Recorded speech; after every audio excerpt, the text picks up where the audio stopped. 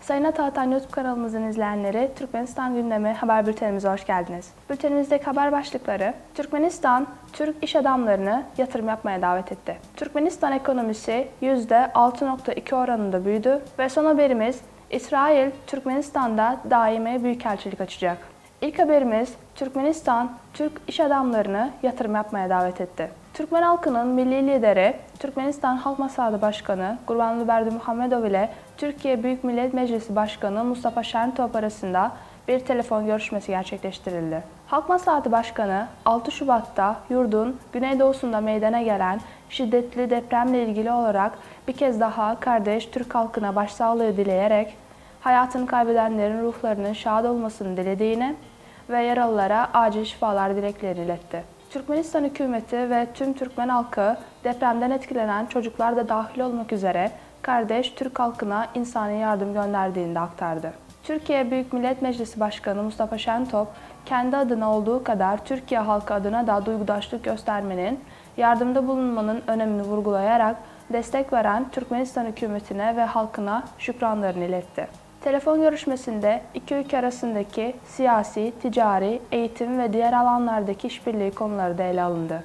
Bu bağlamda Türkmenistan'ın gözlemci olarak katıldığı ve karşılıklı yarar sağlayan ilişkiler kurma arzusunu teyit eden Türk Devletleri Örgütü ile işbirliğine büyük önem verilmektedir. Bununla birlikte Türkmenistan, Türk Devletleri Parlamenterler Meclisi çerçevesinde işbirliğini yapmakta ve işbirliklerini sürdürmektedir. Halk Maslahatı Başkanı 26 Mart'ta Türkmenistan'da meclis milletvekili seçimlerinin yapılacağını belirterek, ulusal parlamentonun yeni yapısının Türkiye parlamenterleri de dahil olmak üzere uluslararası ilişkileri daha da geliştirmek için her türlü çabayı göstereceğine olan güvenini dile getirdi. Aktif olarak gelişmekte olan ikili işbirliğinin öncelikli alanlarından biri olan ticaret ve ekonomik alanda İki devlet arasındaki işbirliği konularına değinen Türkmen halkının milli lideri, bugün Türk iş dünyasının temsilcilerinin etkin bir şekilde çalıştığını belirtti. Belirtildiği gibi ticaret hacmi yıldan yıla büyümekte. Türkiye Cumhuriyeti, Türkmenistan'ın önde gelen ticaret ortaklarından biri.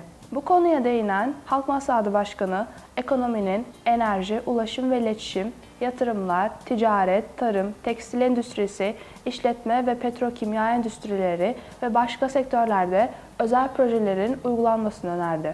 İkili ticari ve ekonomik ilişkilerin istikrarlı gelişimi kapsamında Halk Maslahatı Başkanı, hükümetler arası Türkmen-Türk Ekonomik İşbirliği Komisyonu'na düşen görevlerin önemine dikkat çekerek, Türkmenistan'ın bir sonraki 7. toplantısının yanı sıra Türkmen-Türk İş Forumu'nu düzenlemeye hazır olduğunu da belirtti. İkinci haberimiz, Türkmenistan ekonomisi %6.2 oranında büyüdü. Türkmenistan Devlet Başkanı Serdar Berdimuhamedov, Bakanlar Kurulu toplantısını gerçekleştirdi. Bu yılın son 2 ayında ülke ekonomisinin sektörlerinde gerçekleşen çalışmalar özetlendi. Ocak-Şubat 2023 makroekonomik göstergeler açıklandı. Bu raporlama döneminde gayri safi yurt içi hasılatındaki artış görülmekte. Bu rakam %6.2 oldu. Geçen yılın aynı dönemine göre toplam üretim %6 arttı. Bu yılın 2 aylık sonuçlarına göre perakende cirosu 2022'nin aynı dönemine göre %9.5 arttı. Dış ticaret ciro hacmi, ihracat ve ithalattaki artışa bağlı olarak geçen yılın aynı dönemine göre %3.4 arttı. Tüm finansman kaynakları pahasına tahsis edilen sermaye yatırımlarının hacmi 2022 yılının aynı dönemine göre %9.1 arttı. Ocak-Şubat aylarında Devlet Ticaret Borsası'nda 49 borsada işlem yapıldı, 5050 sözleşme tescillendi. Raporlama döneminde Ticaret ve Sanayi Odası etkinliklerin %130'unu geliştirdi, bir fuar ve 5 istişare gerçekleştirildi. Sanayiciler ve Girişimciler Sendikası'na göre bu yılın 2 ayında tarım ve gıda üretiminde büyüme oranı %139,5, sanayi ürünleri büyüme oranı ise %105,3 oldu. Son haberimiz, İsrail, Türkmenistan'da daimi büyükelçilik açacak. Tel Aviv merkezli uluslararası haber kanalı E24 News'a göre İsrail Dışişleri Bakanı Eli Cohen, Aşgabat'ta kalıcı bir İsrail Büyükelçiliği açmak için yakında Türkmenistan'a gelecek. Yaklaşık 10 yıl önce iki devlet arasındaki olumlu ilişkilerin ışığında İsrail, Aşgabat'ta artık kalıcı bir diplomatik misyona dönüşecek bir büyükelçilik açacak. Yıllar içinde İsrail ve Türkmenistan'dan üst düzey yetkililer ziyaret ederek siyaset, ekonomi ve enerji alanlarında işbirliği anlaşmaları imzaladılar. Son dönemde sağlık ve siber güvenlik alanında işbirliğinde ilerlemeler kaydedildi. Geçtiğimiz günlerde İsrail Dışişleri Bakanlığı, Avrasya ve Batı Balkanlar Daire Başkanı Yuval Fuşsak Aşkabat'ı ziyaret etmişti.